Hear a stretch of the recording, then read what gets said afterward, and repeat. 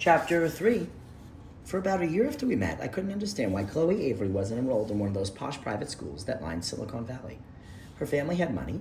More than that, her parents came from money, a distinction of some importance when considering one's choices in education.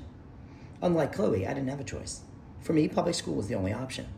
But as a 16-year-old starting her junior year of high school, my mind wasn't on schooling options. I'm thinking of it now because I didn't think of it when I met her for the first time. That was almost 12 years ago. We were different, like night and day. She was spirited and passionate and bubbly, always smiling and tossing her long blonde hair over her shoulder to get it out of the way in a signature move she repeated without the tiniest shred of self-consciousness. She had an innate restlessness that drove her to explore the world hungrily, as if running out of time. Every day she'd come up with a new idea, an activity we'd never tried before, a food she wanted us to taste, or rumors of some place we could visit. And she was beautiful, breathtakingly so. She could have been a supermodel if only she sent a headshot to some agencies. Fascinated with her looks, I tried to talk her into it, but she didn't care about any of that. It was her time to live, to experience freedom, as she used to say, batting her long eyelashes and looking at me pleadingly with big round eyes that reminded me of a deer. Same soft hazel irises, same vulnerability that has made generations of kids want to adopt Bambi. But she wasn't weak. She was one of the strongest people I ever met. Underneath that facade of delicate beauty and carefree enjoyment of life, I discovered a steely inner core, a side to her that would surprise many people. We couldn't have been more different, Chloe and me. Unlike her, I was a bit of a tomboy, athletic and focused on finishing school with good grades so I could get into a good college. Maybe earn myself a scholarship while I was at it. Long, light brown hair, which I wore loose and sometimes tied in a ponytail, and blue-gray eyes were my best features.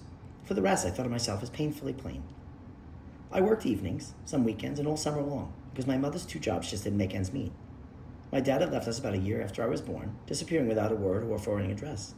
Some of the very pictures I found in an old shoebox show the toddler I used to be, seated on my mother's lap, smiling carelessly and wiggling my fingers in the air, her eyes with dark circles under them, although she pushed herself to smile.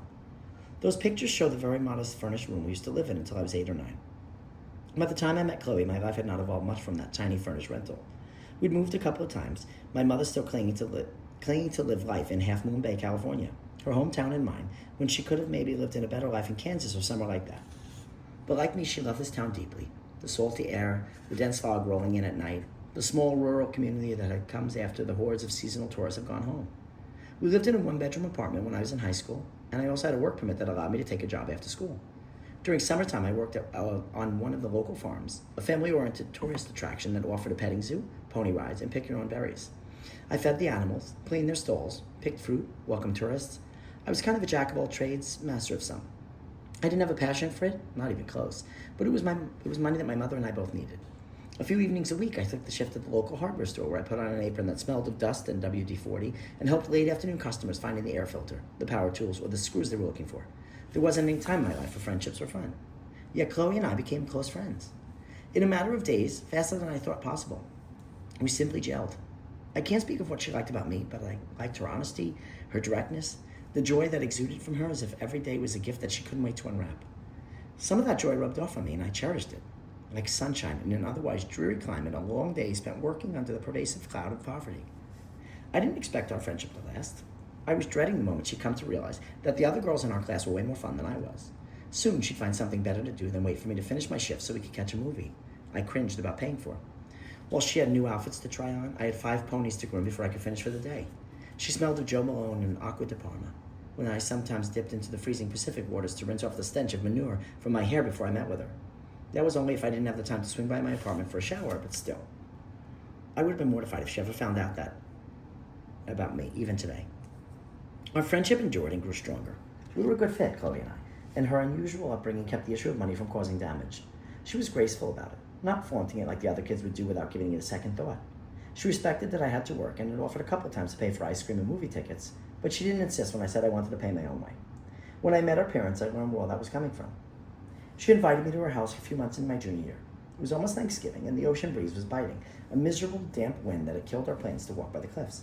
Instead, she drove into town and picked me up for Sunday lunch with her family. I was shy and so painfully uncomfortable it hurts to remember. I was completely intimidated in her presence, not just then, but most of the time. Their house, custom built on a cliff rising about 50 feet above sea level, 10 miles south of the town, was the most beautiful I'd ever seen. Single story with the large windows that let the views fill every room with the movement and sound and taste of the Pacific. It took my breath away. Chloe's bedroom was not what I'd expected. It was simple, yet I could sense the wealth behind it. But that was it for luxury. What I thought was a massive window turned out to be a sliding door and shed a small terrace built above the drop, waves crashing under our feet, where she and I curled up on lounge chairs, wrapped up in warm blankets, and looked at the ocean, chatting about small stuff. Just typical girl talk. Chloe keen as always on gossiping about all the boys in school, and I happy to listen, fascinated with what other people's lives could be like. Lunch that day must have been average for them, but to me it was like nothing I'd ever tasted. A hearty potato soup with sour cream and thinly minced shallots, a slice of pot roast that melted in my mouth, eating at a casual pace to call the willpower I had. Her parents were charming, just like Chloe. I could see the family resemblance. She got her high forehead from her father, Harold Avery. Her fascinating eyes and her blonde locks came from her mother, Denise. All three of them were beautiful people, and I was in awe of them. Their life, the way the world moved for them. Not like it happened for my mom and me, in moments of crisis alternating with a plain, white-knuckled fight for survival. The good and the bad mixed together with a shapeless clump. Denise was a dentist with a bustling practice in Santa Clara. Harold was a commercial real estate attorney. Years later, I realized that meant he was the man who large technology firms hired when they planned to build another headquarters or needed a zoning change. His perceptive eyes drilled into me, asking me about my life with real or perfected feigned curiosity. An occasional approving smile stretched his lips while he listened. I remember rebelling that day, deciding not to hold anything back, to not lie, nor be ashamed of my reality. So there I was, a bit flustered, but bravely forging ahead, sharing my work experience at the farm, talking about pony rides and tourists picking strawberries. I don't remember seeing even the smallest hint of arrogance or contempt in Harold's attitude or Denise's. If anything, I felt appreciated. Before dessert was served, I felt I belonged, as paradoxical as it would seem now or did back then. And I understood why Chloe wasn't attending some fancy private school in San Jose. They were down-to-earth, unpretentious people, and probably wanted their daughter to be raised the same way. The rest of the school year went by smoothly, with me working a few nights per week and full day on Saturdays, and Chloe taking us exploring every bit of time off I could get to hang out with her. Ice cream for the carton served on a blanket by the sea, digging in heartily with plastic spoons bent to the breaking point. A pottery workshop that proved to us both that spinning clay wasn't our thing. Weekend trips to cabins in the mountains, keys borrowed from family friends and acquaintances who owned vacation properties. Then when the weather warmed up a bit, camping trips at the state beach with a bunch of other juniors and some seniors too. Our first beer, bought illegally by a senior with a fake ID who was hoping to get into Chloe's pants. The world was ours, even if I just hitched the ride. I was thrilled at the time, right before summer break, because the farm owner I was working for decided to give me his son's old Honda Accord in exchange for a week's worth of work. I finally had my own car. Meanwhile, Chloe had fallen in love, or lust, with a senior named Bruce. All she did was talk about him. What he said, what he wore, what shampoo he used, how he touched her hand, how he kissed her, how they made love under the stars on the back seat of her convertible. And I listened. Her stories were the entire extent of my love life in high school.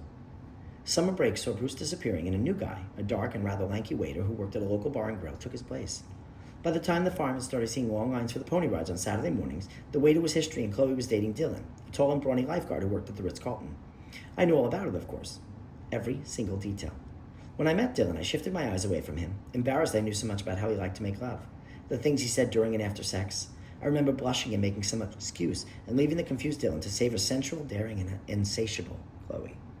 Then things changed forever on the first day of my senior year when a new student transferred from somewhere on the East Coast, North Carolina, I believe. I was 17 years old. With piercing blue eyes that promised trouble and a chiseled jawline that highlighted his sun-kissed skin, the 6'3" newcomer strode into our classroom and stopped squarely in front of me. His toned body made me think athlete, baseball, or perhaps football. His perfect smile radiated a level of magnetic charm that was impossible to ignore. The chatter in the classroom dropped to almost zero, or so it seemed. Chloe drew close to me and grabbed my arm, squeezing it discreetly as if to say, "Look at that," and flashing her megawatt smile paired with her signature hair toss. His eyes never left mine, as if Chloe wasn't even there. "Hi," I recall whispering, a little choked. Unlike Chloe, I was painfully new at the game. I'm Alana," I managed awkwardly. The hand I held out was slightly shaky. He nodded, and his smile widened a bit, putting dimples in his cheeks. "Raymond Preston. Call me Ray."